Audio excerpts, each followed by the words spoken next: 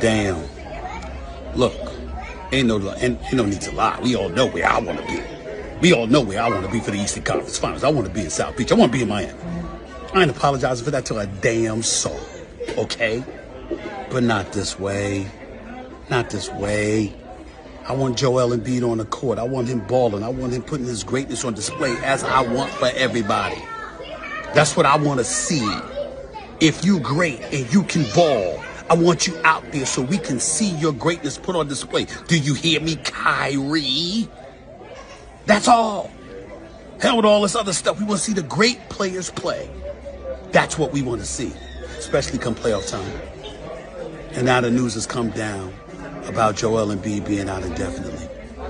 I didn't pick the Sixers to win this series any damn way. But I damn sure thought Embiid would be playing. Now we don't even know. Damn. James Harden, you balled. You balled in Game 6 against Toronto, bro. That's the James Harden that I was talking about seeing. Ain't talking about you throwing no damn games or anything like that. I know you wouldn't do something like that.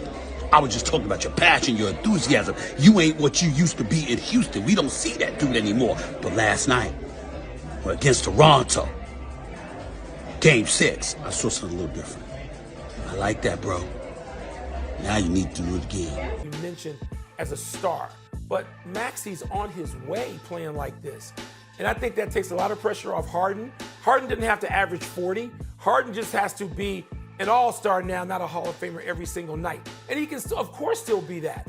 But Embiid leads the way. This is why he got both of us, he got both our votes for MVP. As great as Joker was, as great as Antetokounmpo was, Embiid is the guy that I thought would play like this in the playoffs, and he is. And, of course, it's a regular season award. But I think we're seeing that now validated, if you will. So Philly can do this. They have everything at their disposal, to me right now, to compete. Boston's going to be a tough out if they advance. Miami, Milwaukee, these teams, and Milwaukee's struggling already. Philadelphia is the team that hasn't had to struggle. But if that shot doesn't go in and Toronto holds on to that lead, at 2-1, we would be saying Philadelphia's in a struggle. Nobody has great room for error. The margin is small for everybody, but I like where Philly's going. I just think it's important, first things first, Wilbon. The Philadelphia 76ers advanced to the second round. Miami would have home court advantage.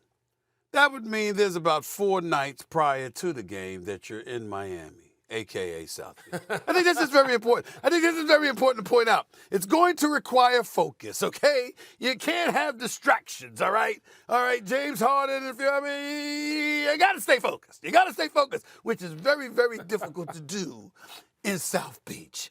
Let me just throw that out there. Now, having said all of that. Stephen A, wait. Stephen A, let me interrupt you for a second to tell a quick story about from your friend and mine, B.J. Armstrong, who has one of the great lines of all time describing this.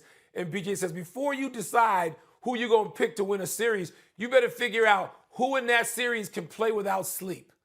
And I know it's meant to be a funny line, but it's true, the distractions of the road in particular cities, including one of your favorite cities, Miami.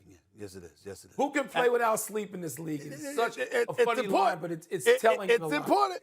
It's important. You know what I'm saying? I know Doc Rivers going to try hard. You know, I know he's going to try hard. But Doc Rivers smart enough to know he can pull for so much off. Not South Beach. All right? It's a problem. So now that you have that going on, now we get to the basketball court.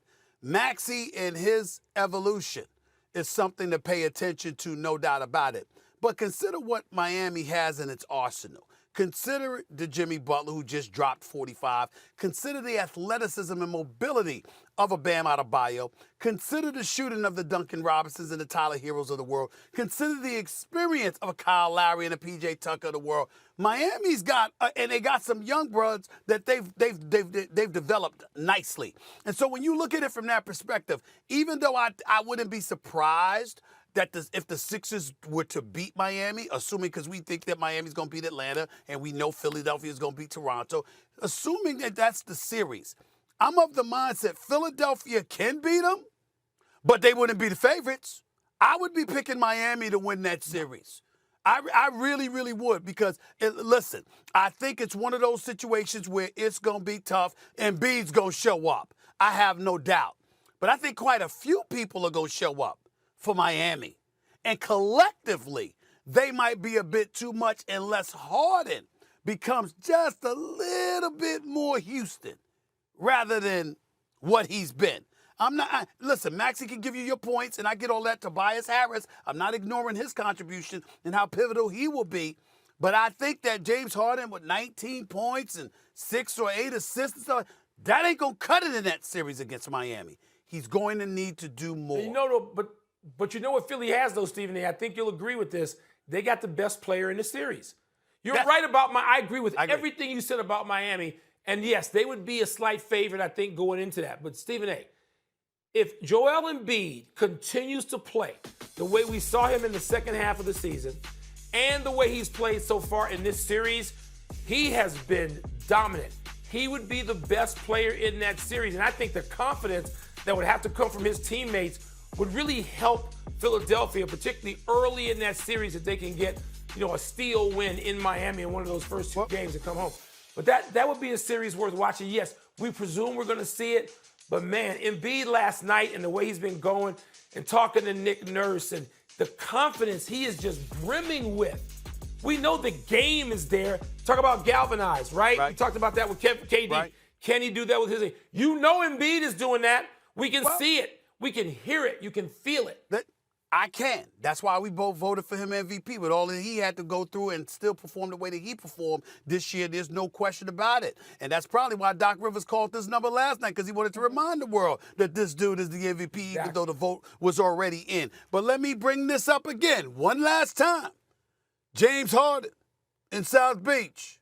I'm concerned. I'm concerned. Oh. Okay. Now, so what I would strongly advise is that he calls Allen Iverson.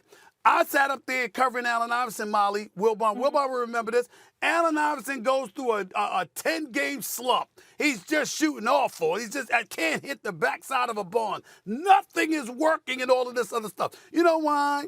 Because that brother sat up there and said, you know what, I'm tired of Larry Brown getting on my nerves, and I'm going to go home, early and go to bed early and sleep one time and be that little choir boy. And he played like trash. And then he said enough, and then hung out all night one night, and the next night, and the next day, he dropped 58 on Steve Francis and Coutinho. Has been his fitness, I think. I don't think he took his career seriously enough. I think now that he's gotten himself in better shape, I think he understands the leadership part of it. Ben Simmons isn't there. James Harden wanted to go there. And I love what happened at the end of game 2 when he approached. You don't see that. He's going after Nick Nurse and saying, stop complaining about calls. And that's been a big part of the series thus far. And what do you do in the next game? On the road. That's where you make your bones in the NBA. You win road playoff games, and that's the biggest shot of Joel Embiid's career. I think that Joel Embiid just reminded us all of his level of greatness. This is one of the great big men we've ever seen in the history of basketball from a talent perspective. When you think about the days of George Mikan to the Wilt Chamberlains and Kareem Abdul-Jabbars and obviously Shaq and let me not forget Bill Walton and because he was absolutely phenomenal until he hurt his foot. People don't realize how great Bill Walton was. He was something special. Let's throw his name in there as well. Believe it or not, even with the modern day era and we've gotten away from the big men, we can't ignore Embiid. You can put Embiid right in that conversation with those guys. Let's say, for example, he wins a championship. You can put him in that conversation. Let's say we look at just from a talent perspective and compare his talents to the great talent to big men that we've seen throughout NBA history. He's right up there. Joel Embiid is right up there. And I think that that's something that we have to pay attention to. He was my vote for league MVP because I took into account not just the fact that he took this season seriously from day one, the fact that he had to carry the load that he had to carry because of Ben Simmons and all the stuff that was going on with him that was such an incredible distraction to the city of Philadelphia and the Philadelphia 76ers franchise, and then the trade for Harden and how that was expected to take something away from him to some degree or what have you. Still in all, they were winning basketball games. They were riding Joel Embiid to win those basketball games. And I'm certainly not about to sit up here and sneeze at the Joker, Jokic, Giannis Antetokounmpo. I've been big about Devin Booker and the consideration he warranted. But when I think about knowing Philadelphia the way that I do, Frank, working there for 17 years with the Philadelphia Inquirer, knowing how that city is, how it can be, and it's not an insult, it's a compliment, because it's a rough city, and you got to be a rough rider to be up in that city, and to know what Ben Simmons did in terms of what his situation was, not really wanting to be there to play for them, and Joel Embiid having to shoulder all of that. I think that Joel Embiid this year has shown his greatness. He's shown his leadership. And he's got one of the great personalities in the game of basketball as well. This is a star that you want to shine a light on, because you never know what he's going to say. You do know he's going to back up whatever he says. He's not shying away from anything, and it's actually a lot of fun. And he makes you laugh 90% of the time that he's saying something. No matter what it is that he says, you actually enjoy it. It